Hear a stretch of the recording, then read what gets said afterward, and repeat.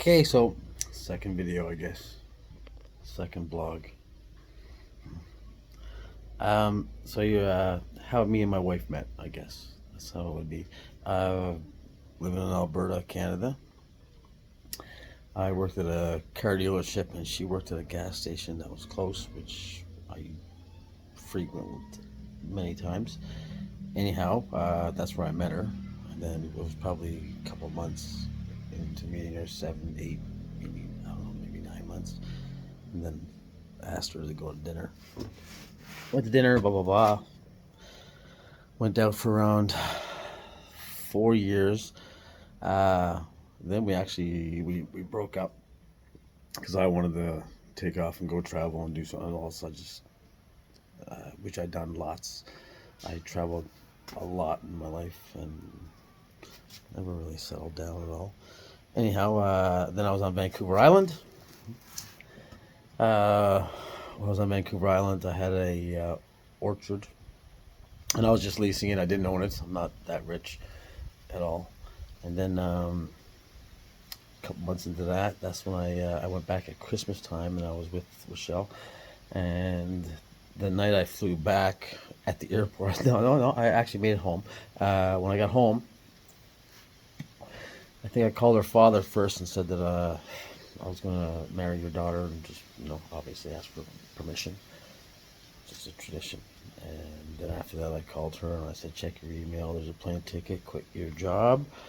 And yeah, see you in a week. Maybe it was a week. And I planned the whole wedding. I had it in my on my property. Um, did the cake and everything else. I'm pretty proud of that for arranging all that. And then we moved back to Alberta just because that's where it was just better off. And I love BC, don't get me wrong, I love British Columbia. It's beautiful, but between taxes and everything else, and we went back to Alberta. And when we had Carter, as soon as she told me she was pregnant with Carter, we had a deal that I would raise him in the Philippines. So uh, as soon as we found that out, we waited for him to be born, all that stuff, and then 2 years after that, just less than 2 years, we moved here. I sold my house, sold my car, did everything else, uh, and now kicking back. This is basically an everyday thing. Before I came here, yeah, I did. I had a plan. So after I got married and all this stuff, we were here. And one thing I do need, clean water, drinking water. So I would have been buying bottled water all the time. So I did some homework, and I got a reverse osmosis water treatment facility, and I built that down there. Put the building up. I got the machine in, got the engineer. So now we're the only place around, well, we're the only place in this community, probably the next two communities, that has reverse osmosis. And then I got 9 resorts close to me. All the doctors buy their water off me, all that stuff. Da, da, da. And so that was a little retirement plan I had in mind. So I had that going for 4 or 5 years here. Me and Rochelle been married, I think we're going on 7 years. And, here in the Philippines, house is paid for, land is paid for, business is paid for, taxes are cheap. Don't get me wrong, you want to live a regular lifestyle, like a Canadian lifestyle, yeah, it's going to be more expensive. But if you just, I'm guilty of that. I buy American beef, which is, I think I pay for 5 pounds. I pay around close to $67.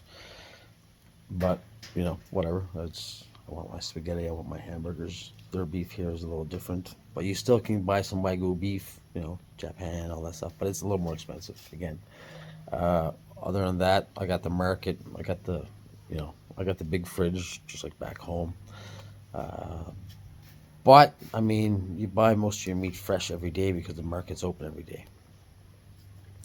So Michelle's out at grandma's right now because she's not doing well, and I'm sitting here just relaxing, having a drink, and thought I would do the video because she's been pressing on me to do a video. So here it is, and I will do more. Show you the house again.